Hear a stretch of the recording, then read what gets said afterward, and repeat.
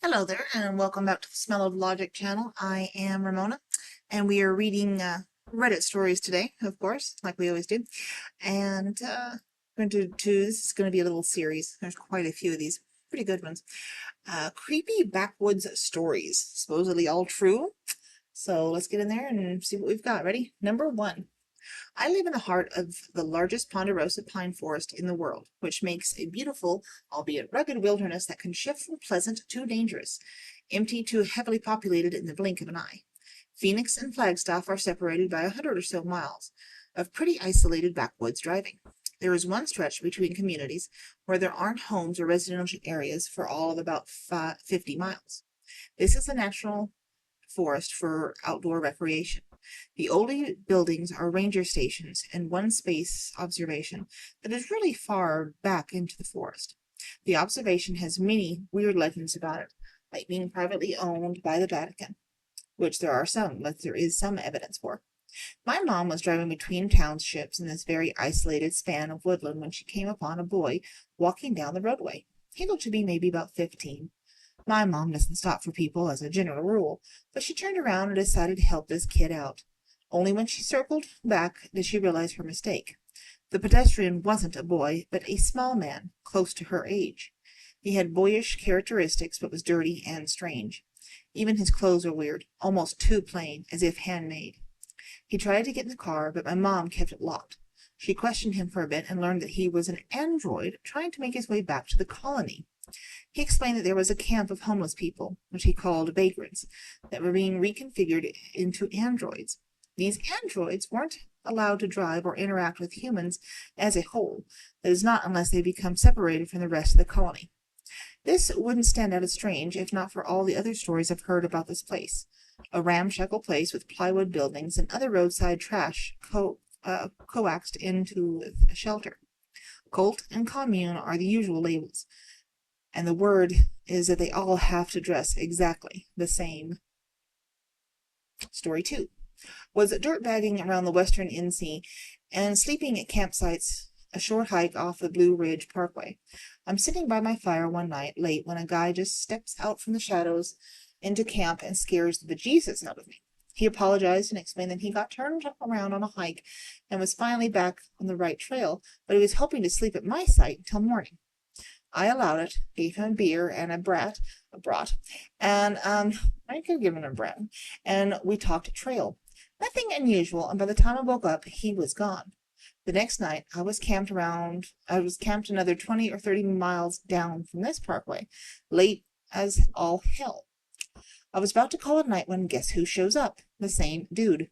Still not super weird or concerning, but I was mainly shocked at how fast he seemed to be moving on foot. I figure he either hitched or knew a really good shortcut trail. As the crow flies, it would have been only 18 miles or so from the previous night's spot. Not all inconceivable. The night proceeded about like the one before it, and by daybreak he was gone again. This next day I decided I would hang around the area and experiment with this guy, just to ease that nagging feeling that I had. I moved literally across the parkway and parked alongside as always, then started hiking a trail with my pack as normal. This time, though, I broke off the trail and hid among a rock escarpment from which I could see my truck and the trail. About an hour later, as dark fell, it all made sense.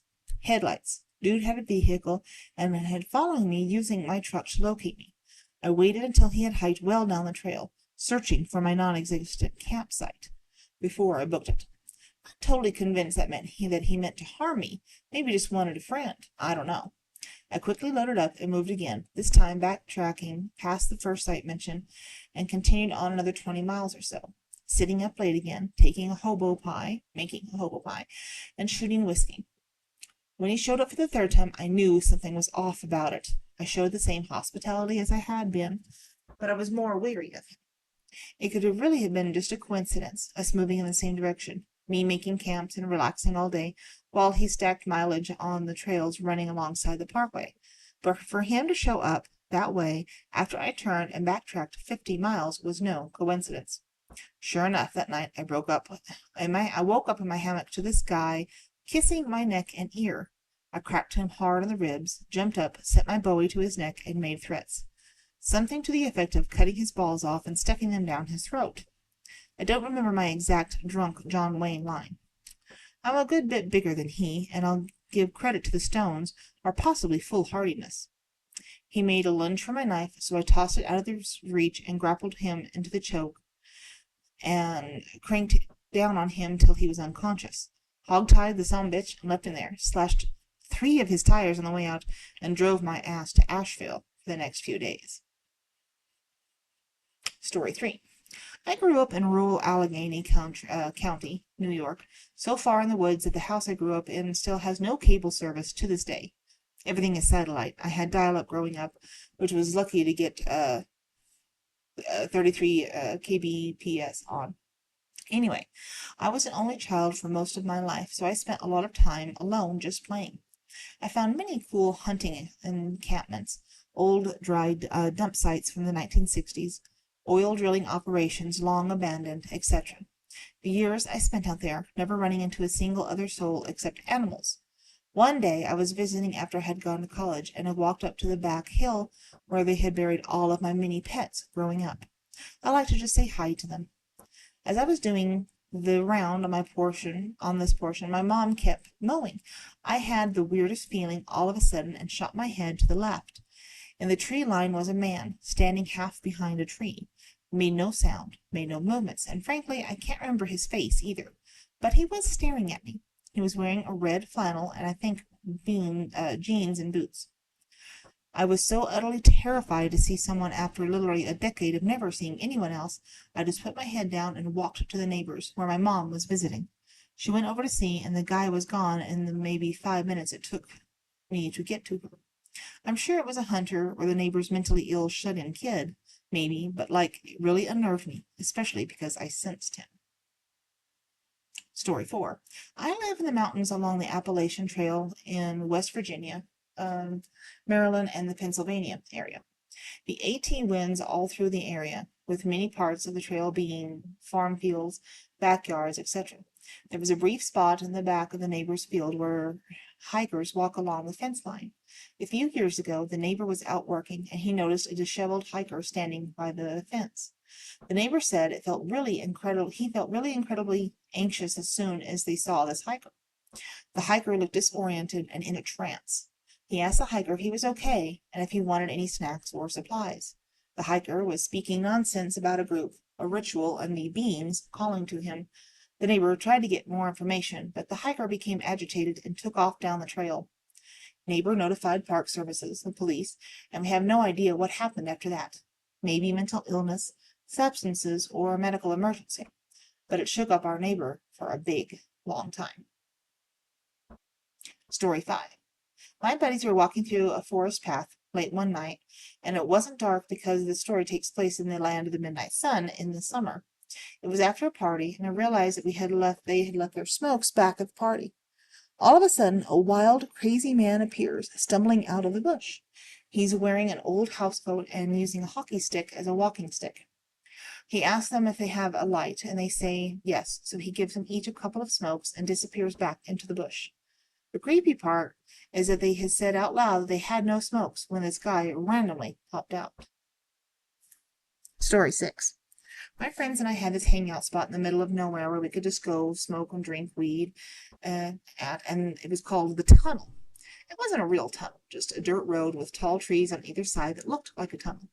Anyway, the guy is our friend, and our friend group would always tell us scary stories that had happened to them while they were there.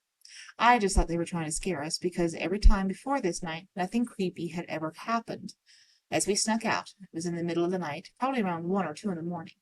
We were drinking and just sitting in the car talking when suddenly my friend in the driver's seat whispered, "What's in the middle of the road up there?"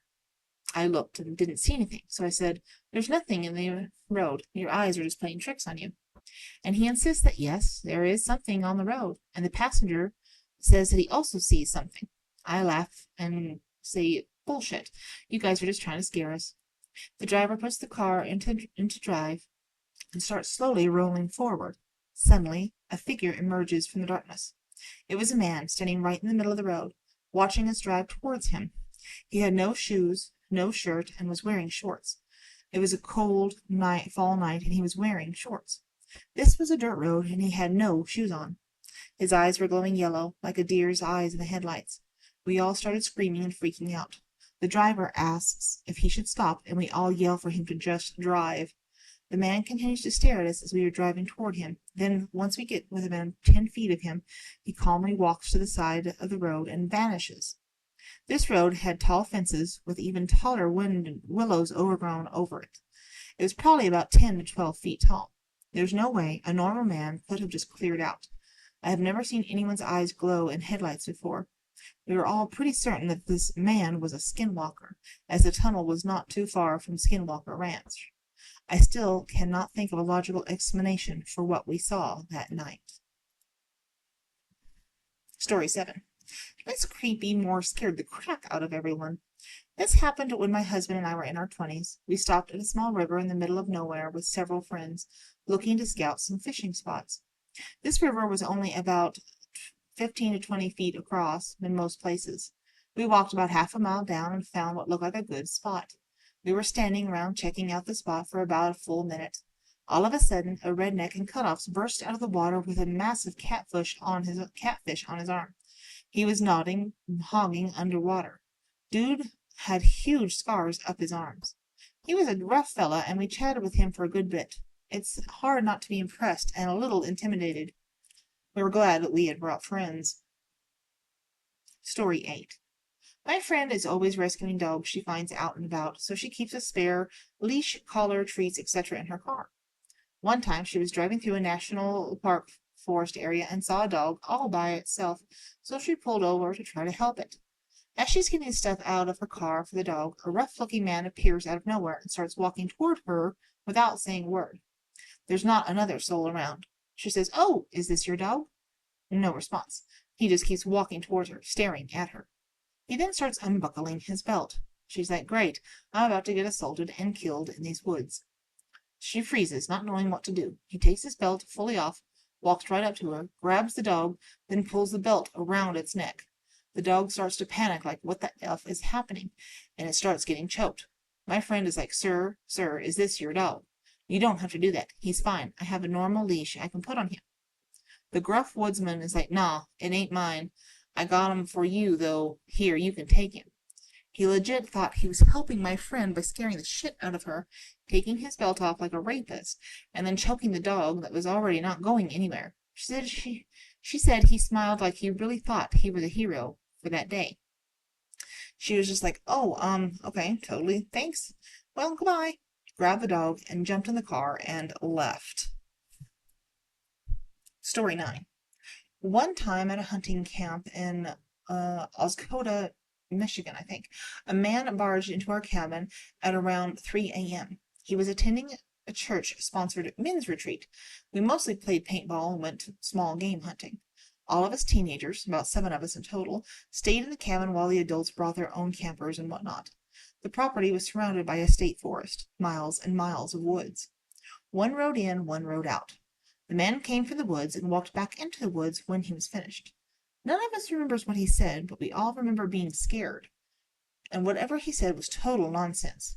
I actually recall waking up between the bed and the wall. I had wedged myself between there and fell asleep in fear. It was a really bizarre night. Story 10. Just creepy weirdness, no people I could see. I live in New Jersey, tons of woods there. I was in an abandoned former state-owned park area that had sections, I guess. Part was wetland, part perfectly spaced even pines, so I was in the latter part, and I was just walking. I had just sat and eaten an apple on a stump and made my way there. I just kept going on through like I normally would and had done in the past. In years past, I looked down at the base of one of the tall, thin, evenly spaced trees and saw a 1-foot small, tiny lean-to looking shelter. So I got down, looked inside, and there was bird bones in it. This lean-to just had the triangle opening, and the sides were nicely done pieces of twigs and barks. I got up and looked around, and nearly every damn tree base I could see had one, and I could spy more animal bones inside a few. I stood up and felt watched. I had been there a dozen times and never had been triggered had it triggered caveman instincts. I said loudly, "I have a gun and I'll be leaving now." I felt those eyes on me even though I was in my truck, which was probably 2 miles away, and I had no gun, no running but running felt like the worst idea. I am male. At the time I was built like a brick shithouse. This was some time ago. This area was bordering on the Rockus Indian Reservation in kind of south central Jersey. I did go back a few years later, and the cabin in the front of the place was open again, and it was just a normal state park. Uh, I don't know. The woods seemed normal, but they gave me shit for taking a totally twisty from vines walking stick I had snapped off of a tree. I've seen bizarre people and buildings in the pines out there, but nothing else like that. So there we go. There are some further interesting stories there. Backwoods creepy stories, supposedly all true, like I said. Anyway, I hope you have enjoyed this video. If you did, leave a like or maybe leave a comment. Subscribe to the channel. Share this video or any of the other videos. There's plenty of them here on the channel. But thanks again for listening and watching, and we'll talk to you later. Bye.